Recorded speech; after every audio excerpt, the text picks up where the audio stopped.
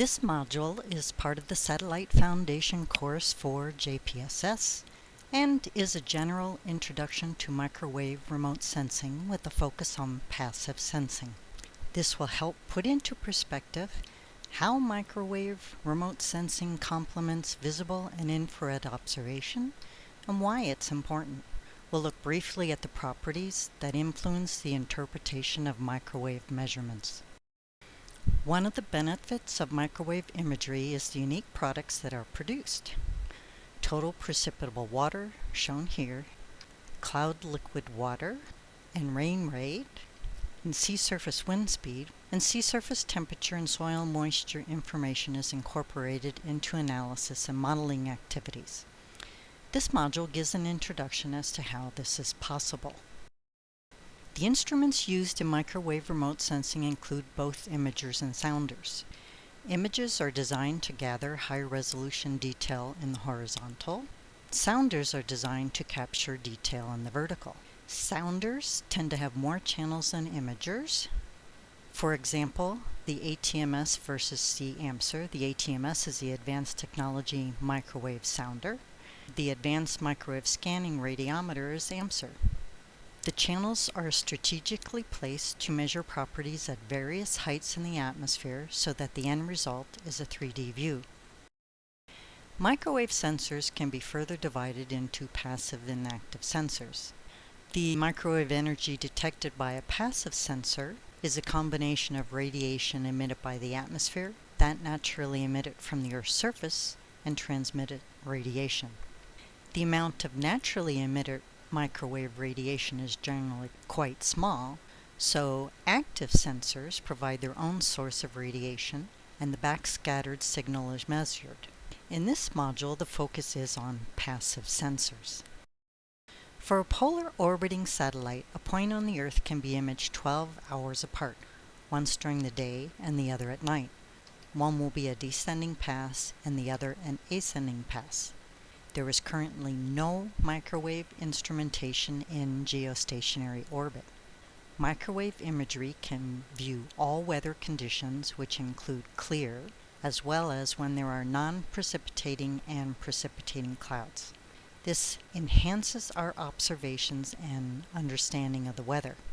In a constellation module of this foundation course, more information will be provided about the orbit and swath width of particular satellites and instruments used in microwave remote sensing. This slide orients the microwave region within the electromagnetic spectrum. Note that the wavelengths in this region are on the order of centimeters. As shown here, wavelength increases from left to right, which is what the operational community uses for units in the infrared. Radiation can also be expressed in terms of energy or frequency, which is inversely proportional to wavelength. From the IR perspective, the operational IR perspective, frequency is backwards. For historical reasons, it is most common to use frequency rather than wavelength as a unit, and it's often expressed in gigahertz.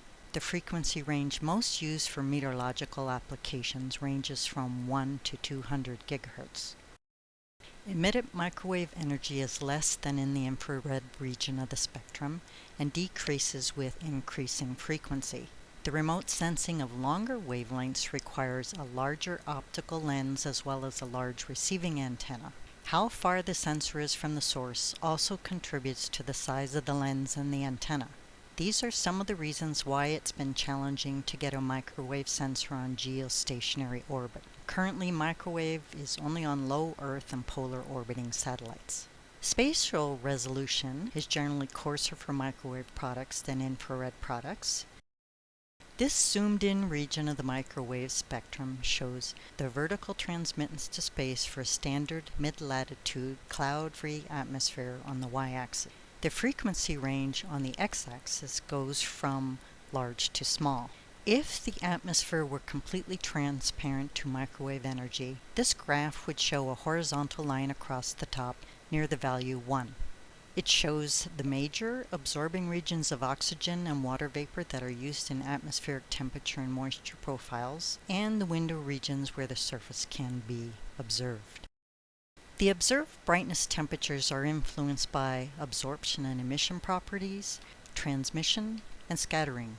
For a clear sky or one that has non-precipitating clouds, the dominant properties are absorption, emission, and transmission, shown here above the purple line.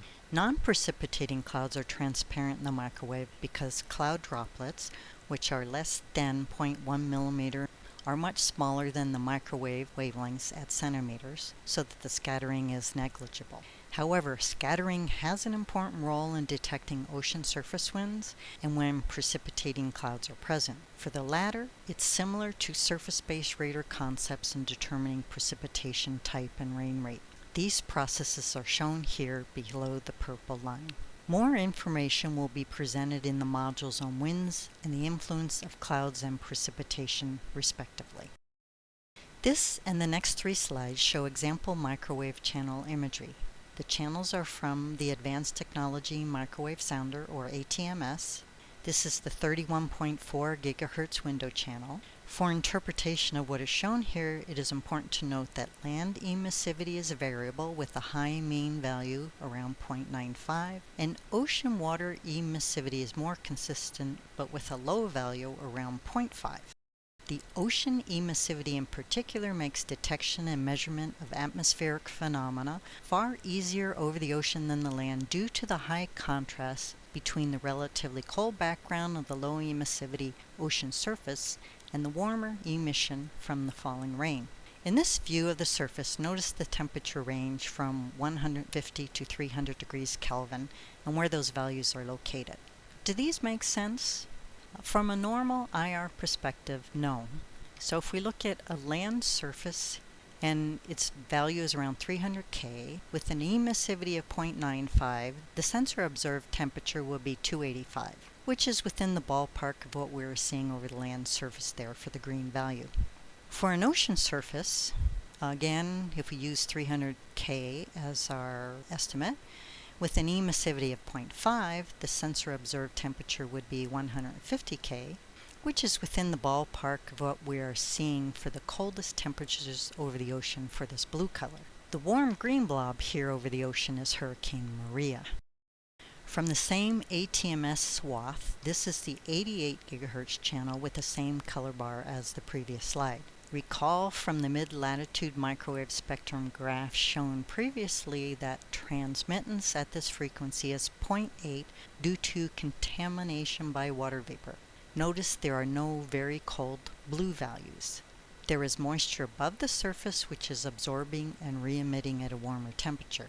Over the ocean, what we saw as cold, clear blue regions in the previous image are now warmer, so this channel can be readily compared with the previous channel to derive a moisture component. The eye and bands of Hurricane Maria are more easily discernible to the east of the Bahamas. There are differences between the precipitating clouds, the non-precipitating clouds, and the clear, moisture-laden regions, causing them to stand out. We don't see this distinction over land surfaces because the high emissivity of the surface essentially overwhelms the cloud signal. It doesn't mean we can't work with it, it just means it's a little bit more difficult. This band at 183 GHz from the ATMS for the same swath and having the same color bar as the previous slide is in the water vapor absorption region and is generally insensitive to surface emissivity. If we took off the map, we could not readily distinguish between land and water. In a general sense, this is similar to the water vapor channels in the infrared from around 6 to the 7.5 micron region on GOES, and the 1.3 micron channel in the near IR region on both GOES and VIIRS, which is a visible infrared imaging radiometer suite on the polar orbiting satellite. Because of sensitivities to precipitating and non-precipitating clouds and moisture regions, we can discern eye and bands from Hurricane Maria. Here is another image from ATMS for the 57.3 GHz channel covering the same area and having the same color bar. This is in the oxygen absorption region and corresponds to the upper troposphere around 300 millibars. You notice that it would be very difficult to discern that there is a tropical cyclone. In the next module on absorption, there will be a brief overview on obtaining moisture and temperature profiles with the oxygen and water vapor channels. Microwave information can also be displayed in vertical profiles.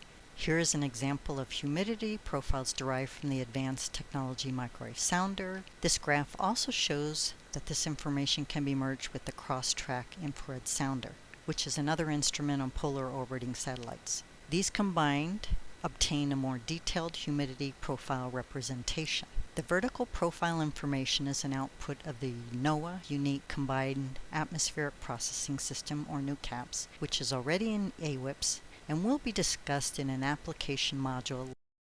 An often overlooked but important use of microwave data is the assimilation into numerical weather prediction models. The graph shows the percent improvement from 1981 to 2017 for the 500 hectopascal geopotential height anomaly correlation for various forecast ranges. Before 2001, there was a large spread between the northern and the southern hemisphere forecasts. The AMSU-A instrument was launched in 1998 on NOAA 15. It and successor instruments closed the gap between the northern hemisphere and southern hemisphere performance. This is mainly due to channels from the 50 to 55 gigahertz range, which are sensitive to the atmospheric temperature profile and thus the 500 millibar height in both clear skies and clouds. So that was a very quick tour of passive microwave remote sensing. To summarize, let's review the advantages and limitations. The major advantage of microwave remote sensing is its use even in the presence of clouds. Microwave is sensitive to important phenomena such as precipitation type and rate, ocean surface winds, sea ice presence, and soil moisture. These are not readily obtainable with visible and IR measurements. The last two advantages listed here attest to the microwave ability to enhance temperature and moisture profile information, particularly over the ocean. Drawbacks to the microwave band for remote sensing are that the longer wavelengths limit the spatial resolution, the variations in land emissivity complicate interpretation, and the observations are not as frequent as from a geostationary satellite. Follow-on modules in this series will build on many of these topics further, introducing current microwave sensors in orbit and example imagery highlighting the product applications. Here are a list of resources, and they are also posted on the web page for this module.